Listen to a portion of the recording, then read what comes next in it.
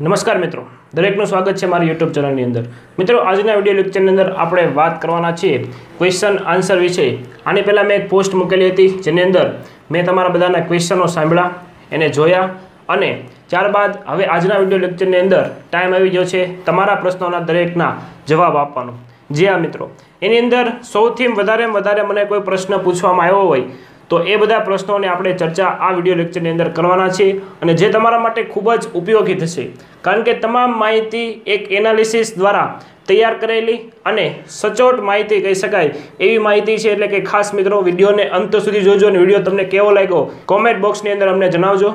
આ ઉપરાંત તમે ચેનલ ઉપર નવા આવો અને હજુ સુધી અમારી ચેનલને સબસ્ક્રાઇબ ન કરી હોય તો એકવાર એને સબસ્ક્રાઇબ કરી દેજો। નીચે આપેલા લાલ બટનને દબાવી બાજુમાં આપેલા બેલ આઇકનને ઓન કરી દેજો, જેનાથી એજ્યુકેશનને લગતી સચોટ તમામ માહિતી તમને ડેઈલી માટે મળતી રહે।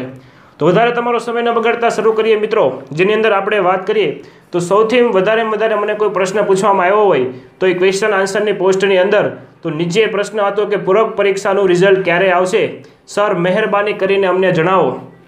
આ ઉપરાંત હજી એક પ્રશ્ન સૌથી વધારે એની અંદર મને દેખાણો, જેની અંદર હતું કે ગ્રેસિંગ મળશે કે નહીં, કેટલું ગ્રેસિંગ મળશે, જૂના સ્ટુડન્ટને કેટલું ગ્રેસિંગ મળે છે એના વિશે માહિતી આપો। એ સૌથી વધારે પ્રશ્ન પૂછાણો। અને એક છેલ્લે સૌથી મને મનગમતો પ્રશ્ન કહી શકાય એની અંદર એ હતો કે સર આ દુનિયાની અંદર સૌથી ગરીબમાં ગરીબ વ્યક્તિ કોણ છે એ જણાવો, એના વિશે માહિતી આપો। તમામ માહિતી 1 to 1 ડિસ્કસ કરીએ, 1 by 1 શું કહેવા માગે છે।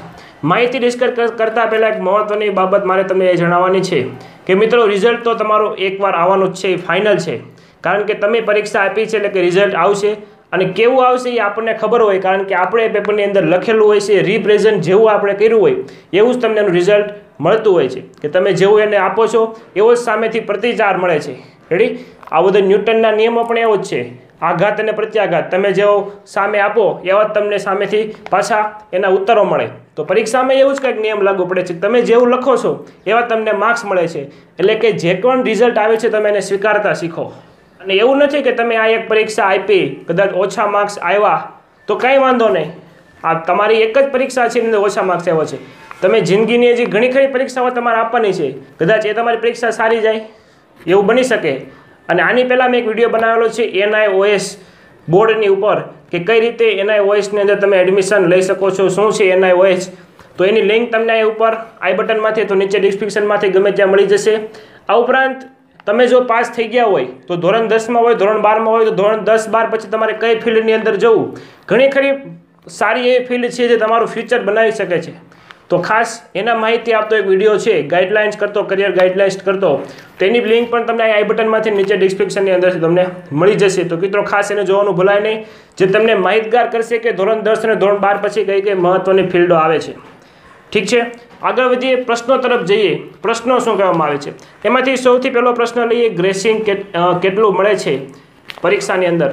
તો ગ્રેસિંગ માટેનો અલગથી એક તમને આખો સંપૂર્ણ ગ્રેસિંગ વિશે માહિતી આપતો વિડીયો બનાવેલો છે, એની લિંક પણ તમે અહીં ઉપર આઈ બટનમાંથી જોઈ શકશો, જ્યાંથી સંપૂર્ણ માહિતી તમને ગ્રેસિંગ વિશે મળી જશે। એટલે ગ્રેસિંગ વિશે હું વધારે કાંઈ નહીં કહી શકું, પરંતુ તમને એટલું કહી શકું કે ગ્રેસિંગ છે એ ડિપેન્ડ બે બાબતો ઉપર કરે છે, એક પેપર ચેકર ઉપર કે કોણ તમારું પેપર ચેક કરે છે, અને બીજી બાબત ઉપર કે તમે કેવું લખ્યું છે, તમે લખેલું હશે તો એ માર્ક્સ આપી શકશે, એને જ કહેવાય ગ્રેસિંગ। ગ્રેસિંગનો બીજો કોઈ મતલબ નથી।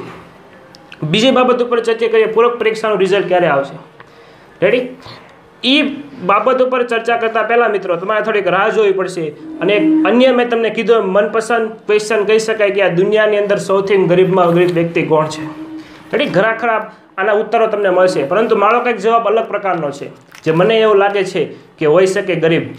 તો દુનિયાની અંદર સૌથી વધુ કોઈ ગરીબ વ્યક્તિ હોય તો એ પોતે છે કે જે પોતાના ઉપર વિશ્વાસ રાખતો નથી।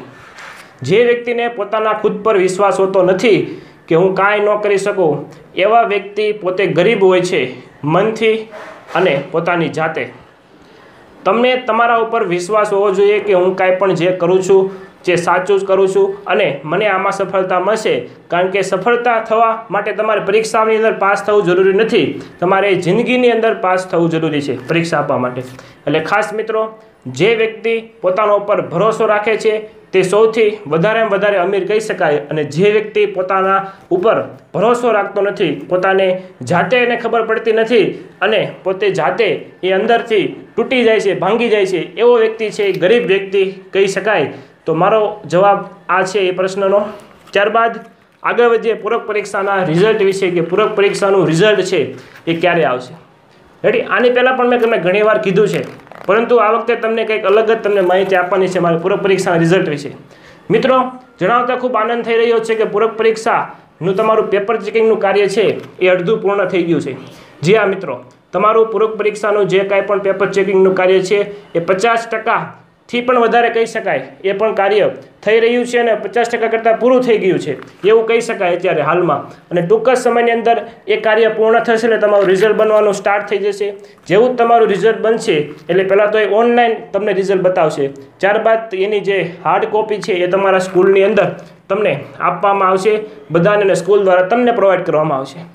તો પ્રોસેસની અંદર ટાઈમિંગ કહી શકાય તો મિનિમમ 10 દિવસનો ટાઈમિંગ હજી સુધી લાગી શકે છે। એટલે કે તમારું રિઝલ્ટ છે એ 15 તારીખ આજુબાજુમાં તમારું રિઝલ્ટ આવી જશે, કારણ કે ગુજકેટનું રિઝલ્ટ છે એ 24 તારીખે પરીક્ષા લેવાની અને ત્યારબાદ 5 તારીખે તેનું રિઝલ્ટ આવી ગયું। એનો મતલબ એવું થયો ગુજકેટના રિઝલ્ટની અંદર 10 દિવસનો સમય લાગ્યો।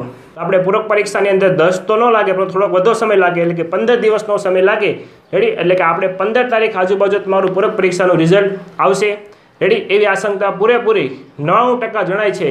આ ઉપરાંત જ્યારે પણ રિઝલ્ટ આવશે ત્યારે હું તમને અહીંથી જાણ કરીશ કે તમારું રિઝલ્ટ આવી ગયું છે અથવા તો આ તારીખે ફાઇનલ ડિક્લેર થઈ જશે। તમામ માહિતી તમને મળતી રહેશે, એટલે ચેનલ સાથે જોડાયેલા રહેજો। આશા રાખું છું ખ્યાલ આવી ગયો છે। તમારો વધારે સમય ન બગાડતા આજના વિડીયોને આપણે અહીં જ રોકીએ છીએ અને તમે ચેનલ ઉપર નવા હો તો ચેનલને સબસ્ક્રાઈબ કરીને જજો। આ ઉપરાંત વિડીયો કેવો લાગ્યો એ નીચે કોમેન્ટ બોક્સની અંદર જણાવજો। ફરી મળીશું જ્યારે આગળની માહિતી ઉપર ડિસ્કશન કરીશું। ત્યાં સુધી જય હિન્દ, જય ભારત।